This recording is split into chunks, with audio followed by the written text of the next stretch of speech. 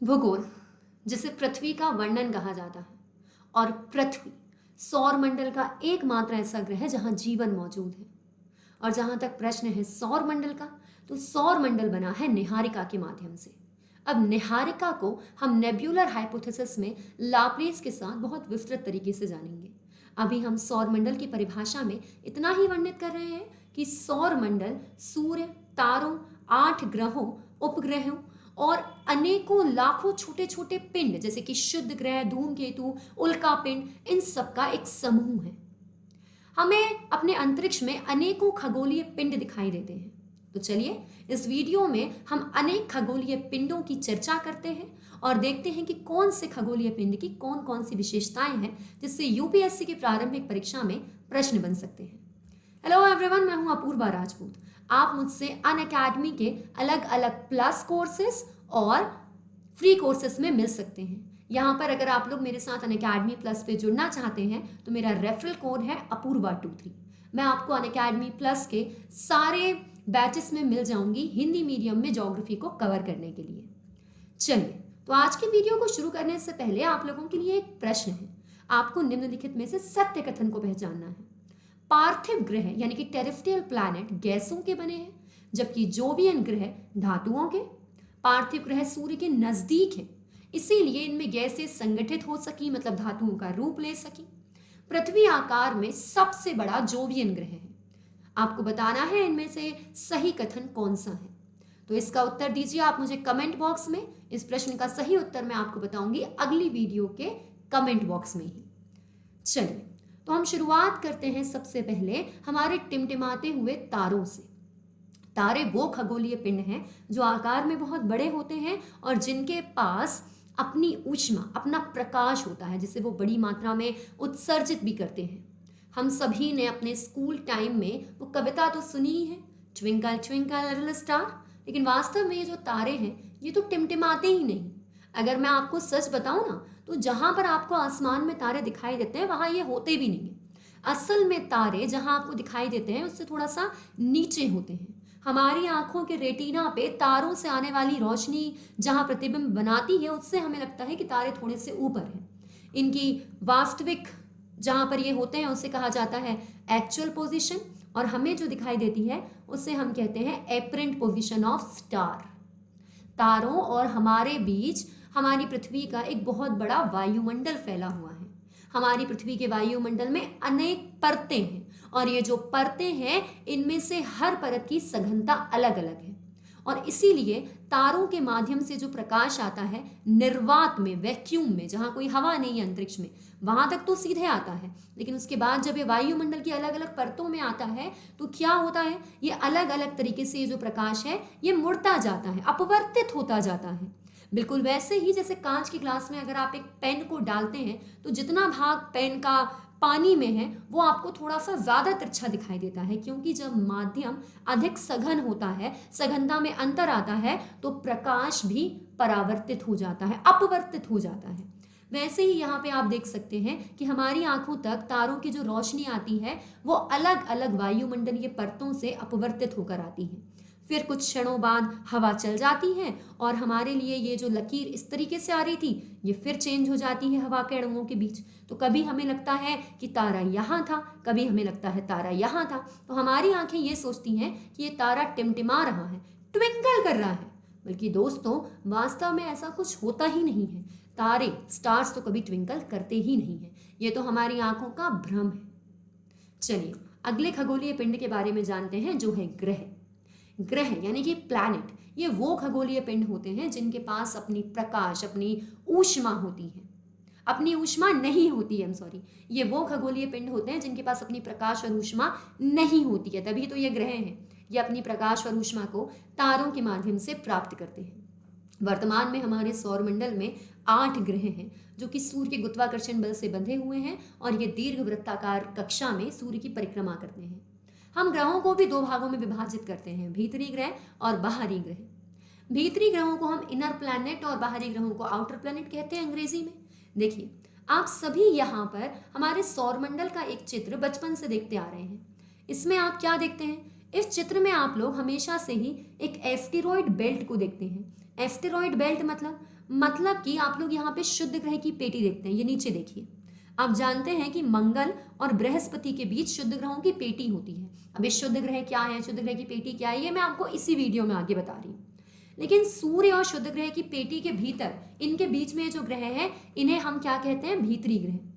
और जो बाहर 4 हैं उन्हें हम कहते हैं बाहरी ग्रह। भीतरी ग्रहों को हम पार्थिव ग्रह कहते हैं, टेरेस्ट्रियल प्लैनेट कहते हैं, और बाहरी ग्रहों को हम जोवियन ग्रह कहते हैं। देखिए, पार्थिव का मतलब क्या होता है? पार्थिव का मतलब होता है पृथ्वी जैसा। पृथ्वी जैसा कैसा? पृथ्वी जैसा मतलब धातुओं से बना, शैलों से बना, चट्टानों से बना। और जोवियन का मतलब होता है बृहस्पति जैसा, गैसों से बना।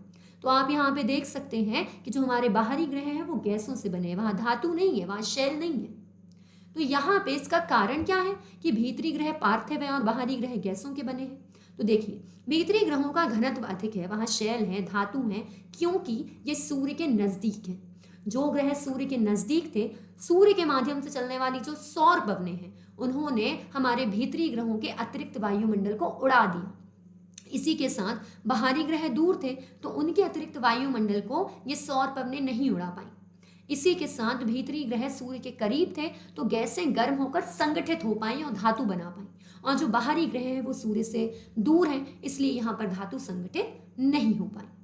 हमारी पृथ्वी भी एक ग्रह ही है जिस पर जीवन मौजूद है।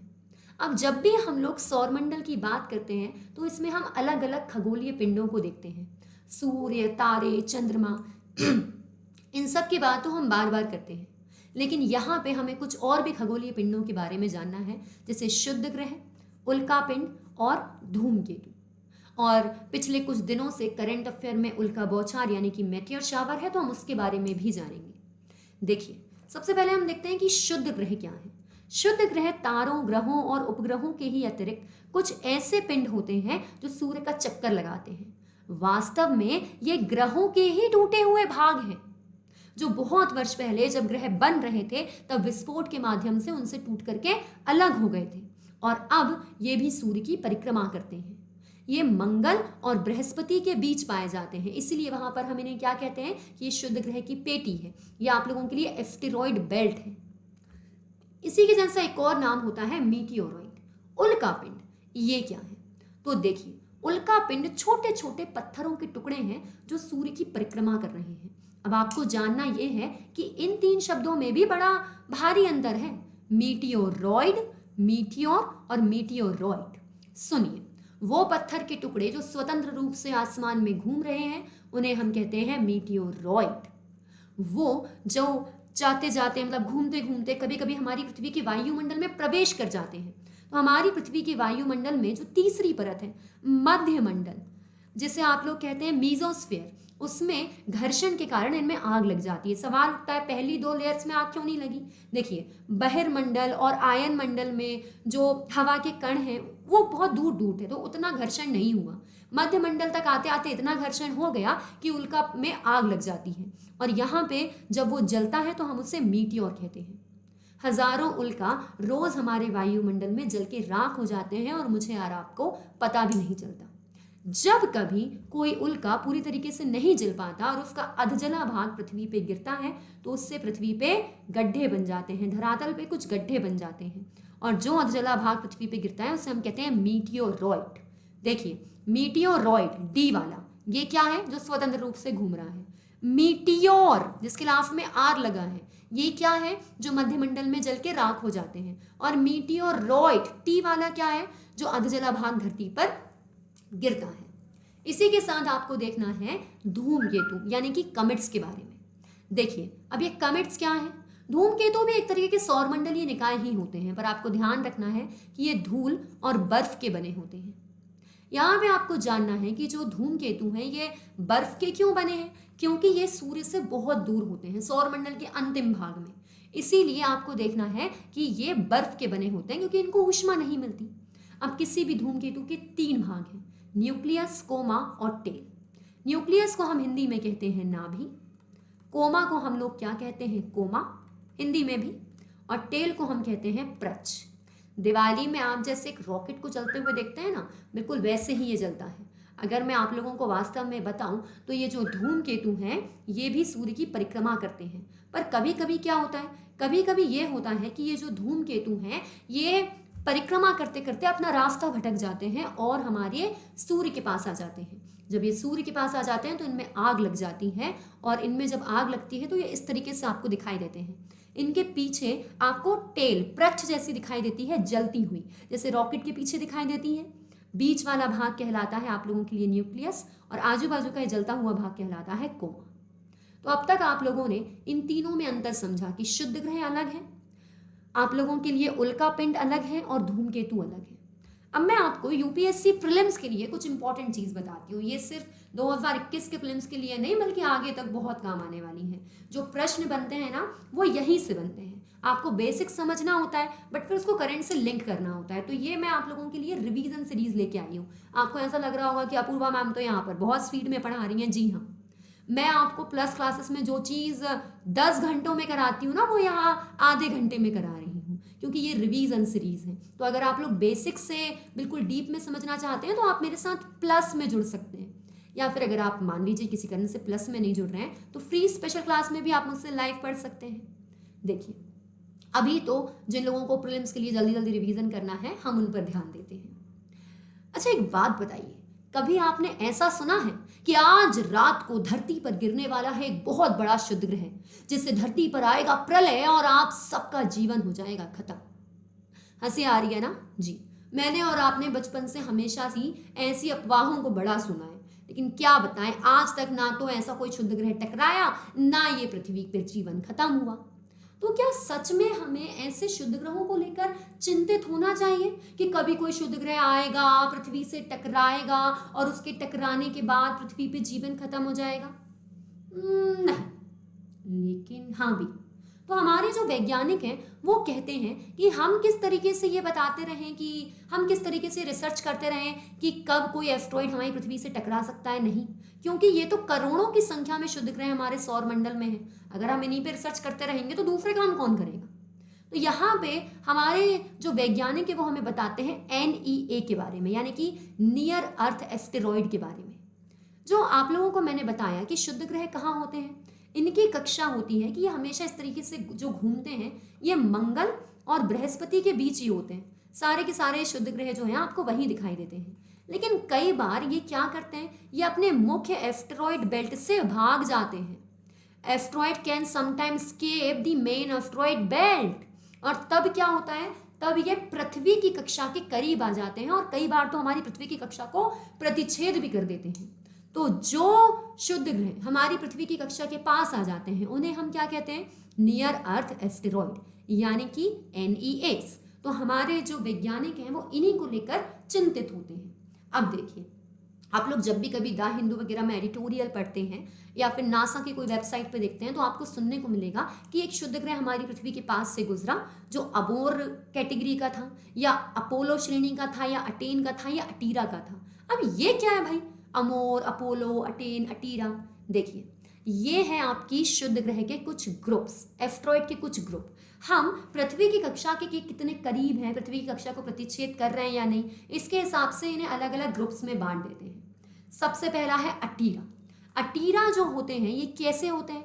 ये अपना अधिकांश समय पृथ्वी की कक्षा के भीतर बिताते हैं, पर मैं अभी आपको डायग्राम से समझाऊंगी, आएगा समझ में।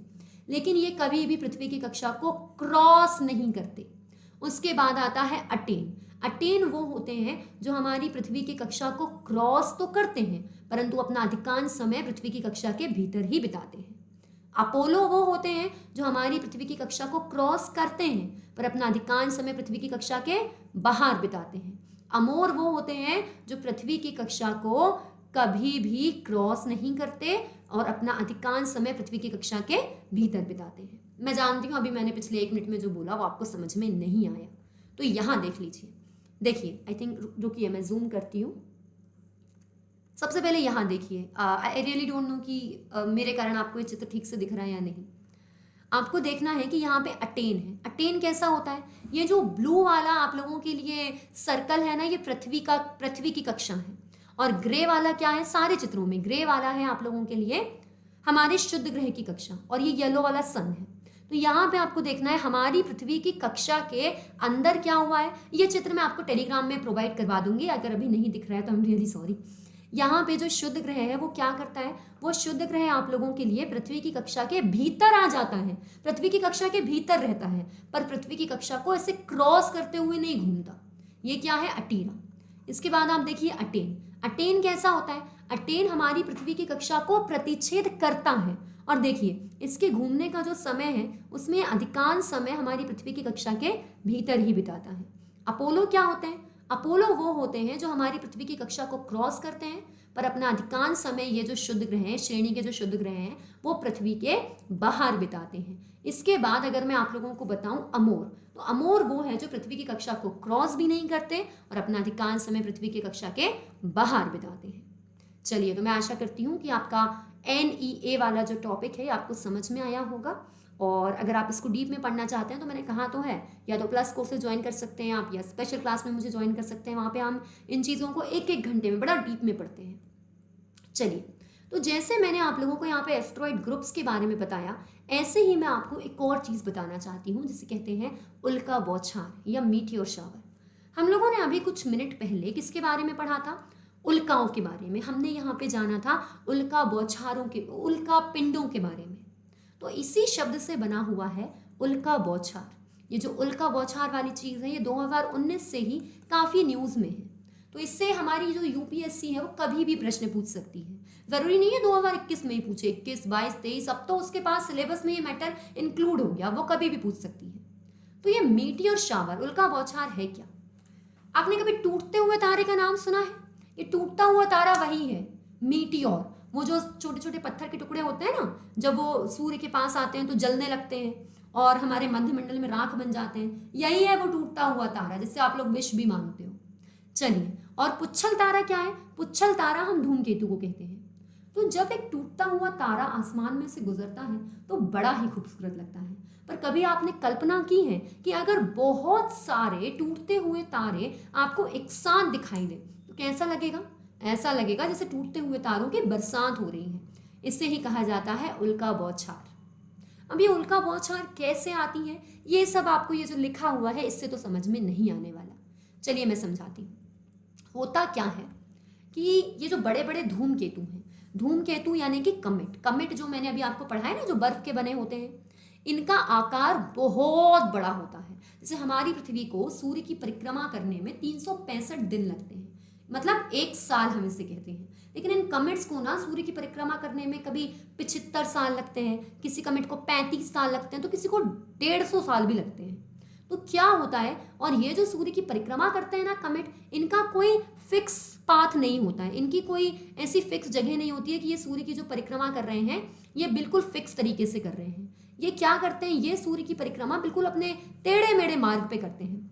तो जब कभी ये सूर्य की परिक्रमा करते हुए हमारी पृथ्वी के नजदीक आ जाते हैं, तब क्या होता है, तब होता यह है कि इनके पीछे जो इनका मलबा है उसमें आग लग जाती है, और जब इनके मलबे में आग लग जाती है तो हमें बहुत सारे टूटते हुए तारे एक साथ दिखाई देते हैं। इनके कचरे में, इनके मलबे में आग लगी है। वास्तव में इनका जो मलबा है वो छोटे छोटे पत्थरों के टुकड़े हैं, इसलिए उसे उल्का कहा जाता है। और जब ये जलते हैं तो इसे कहा जाता है, वो मलबा जब जलता है तो उसे हम कहते हैं उल्का बौछार। अब ये जो उल्का बौछार है इसे हम अलग अलग तरीके से नाम देते हैं, और हमारे वैज्ञानिकों को पता है, आपको भी आज से पता चल जाएगा कि अलग अलग महीनों में अलग अलग उल्का बौछारें देखी जाती हैं। अब वैज्ञानिकों को कैसे पता कि कौन से महीने में कौन सी मीटियोर शावर दिखेगी? देखिए, जैसे हमारे वैज्ञानिकों को पता है कि पृथ्वी को सूर्य की परिक्रमा करने में लगभग 365 दिन लग रहे हैं, चंद्रमा को पृथ्वी की परिक्रमा करने में 1 महीना लग रहा है, वैसे ही हमारे वैज्ञानिकों को कुछ कमेट्स के बारे में, कुछ धूमकेतुओं के बारे में, शुद्ध ग्रहों के बारे में भी पता है कि उन्हें सूर्य की परिक्रमा करने में कितना वक्त लगेगा। तो ये जानते हैं कि हर साल कौन सा वो समय होता है जब ये हमारी पृथ्वी के पास से गुजरेंगे। तो ये बता देते हैं कि इस महीने में ये वाला कमेट हमारी पृथ्वी के पास से गुजरेगा, इसके मलबे में आग लगेगी और तब हमें ये वाली उल्का बौछार दिखाई देगी। तो मैं आपको यहाँ पे ओरिनोइड, परसीड्स, क्वाड्रेनेट्स, लिरेनेट्स, जेमिनेट, इन उल्का बौछारों के बारे में बताती हूँ। देखिए, आपकी स्क्रीन पे आपको तस्वीरें दिखाई दे रही हैं। ये कोई गूगल की एनिमेशन फोटो नहीं है, ये आपके लिए रियल फोटोज हैं। ये देखिए, ये 11 अगस्त 2020 की फोटो है जो कैलिफोर्निया में ली गई थी। अब ये वाली जो फोटो है ये लास वेगास की है जो कि 11-12 अगस्त को ली गई थी। अगस्त के महीने में हमें दिखाई देती है परसीड्स मेटर शावर। ये जो परसीड्स मेटर शावर है इसमें आप क्या देखते हैं? परसीड्स मेटर शावर में आप लोग देखते हैं कि ये हमें दिखाई देती है मध्य अगस्त में, और ये जिस धूमकेतु के मलबे के कारण हमें दिखाई देती है उस धूमकेतु का नाम है, उस कमेट का नाम है शिफ्ट टटल। ये दो वैज्ञानिकों के नाम के ऊपर रखा गया है क्योंकि उन्होंने इस धूमकेतु की, इस कमेट की खोज की थी। यह है शिफ्ट टटल। तो परसीड्स मेटर शावर कौन से धूमकेतु के मलबे के कारण दिखाई देता है? Shift Tuttle. अगला मैं आपको बताती हूँ ऑरिनोइड। अब सवाल उठता है कि ये ऑरिनोइड क्या है? तो देखिए, जहां तक सवाल है ऑरिनोइड का, तो ऑरिनोइड मेटर शावर कब दिखाई देता है? हर साल अक्टूबर में। अब देखिए, फिक्स डेट नहीं होती कि कब दिखाई देगा। जैसे परसीड्स मध्य अगस्त में होता है, तो ऐसा नहीं है कि 15 अगस्त को ही दिखेगा। 11 अगस्त, 12 अगस्त, 13 अगस्त, अगस्त के महीने में मध्य में दिखाई देता है। अब एग्जैक्टली वैज्ञानिक आपको टाइम तो बता नहीं सकते कि इतनी तारीख को इतने बजे दिखेगा। ऑरिनोइड मेटर शावर आपको दिखाई देता है अक्टूबर के महीने में। अब ये जो मेटर शावर होती है ये आपको दिखाई देती है हेली कमेट, यानी कि हेली धूमकेतु के मलबे के माध्यम से। चलिए, इसके बाद हम देखते हैं अगले मेटर शावर को, जो कि है लियोनॉइड। लियोनॉइड मेटर शावर को भारत में बहुत अच्छी तरीके से देखा जा सकता है। 2021 में ही हम इसे नवंबर के महीने में अच्छे से देख सकते थे। क्यों? क्योंकि कोविड की वजह से लॉकडाउन लगा था, आसमान साफ था, पर फिर भी इसे हम अच्छे से नहीं देख पाए। स्पेशली अगर देखें हम, जब दिल्ली से इसे देखने की कोशिश की गई थी तो जो पराली वगैरह जलती है, जो नरवाई जलाते हैं, उसके कारण फिर से पॉल्यूशन हो गया था, तो हम इसे स्पष्ट रूप से नहीं देख पाए। हाँ, पर आप इसको नासा की वेबसाइट वगैरह पे जाके आराम से देख सकते हो। तो नवंबर के महीने में आता है लियोनॉइड मेटर शावर, जो कि टेम्पल टटल नाम के धूमकेतु की वजह से आता है। देखिए, आपको याद रखना है कौन सी मेटियोर शावर कौन से धूमकेतु या शुद्ध ग्रह की वजह से आती है और कौन से माह में आती है। एक और है जिमिनिड मेटर शावर। जिमिनिड मेटर शावर बाकी 3 पढ़ाई हुई मेटर शावर से थोड़ा सा अलग है। क्यों? देखिए, इस प्रीलिम्स में धमाकेदार क्वेश्चन बन सकता है, क्योंकि जिमिनिड मेटर शावर एक ऐसा मेटीरियर शावर है जो किसी धूमकेतु के मलबे की वजह से नहीं दिखाई देता है। ये दिखाई देता है एक शुद्ध ग्रह के मलबे की वजह से। ये दिखाई देता है एक एस्टेरॉइड के मलबे की वजह से। अभी तक जो हमने पढ़े वो सब कमेट की वजह से दिख रहे थे, Halley comet, Swift Tuttle, Tempel Tuttle. ये दिखाई देता है एक शुद्ध ग्रह के मलबे की वजह से। चलिए, अगर आपको समझ में आया तो मुझे कमेंट बॉक्स में बताइए कि जिमिनिड मेटर शावर कौन से शुद्ध ग्रह के मलबे की वजह से दिखाई देता है। एक और है कोऑर्डिनेट्स मेटर शावर, जो एस्टेरॉइड 2003 EH1 के मलबे के कारण हमें दिखाई देता है जनवरी के माह में। चलिए, तो यहाँ पे आप लोगों के लिए ये हुआ किसके बारे में वर्णन? उल्का बौछार के। अब आई डोंट नो आपको उल्का बौछार समझ में आया है या नहीं, पर अगर आया है तो आप इस प्रश्न का उत्तर दीजिए। आपको यहाँ पे बताना है कि इनमें से कौन सा पेयर, कौन सा युग्म सही है। परसीड्स मेटर शावर जो है वो हेली कमेट की वजह से आता है, ऑरिनोइड मेटर शावर टेम्पल टटल की वजह से आता है, और लियोनॉइड शिफ्ट टटल की वजह से आता है। यहाँ पे हेली की स्पेलिंग इज दिस।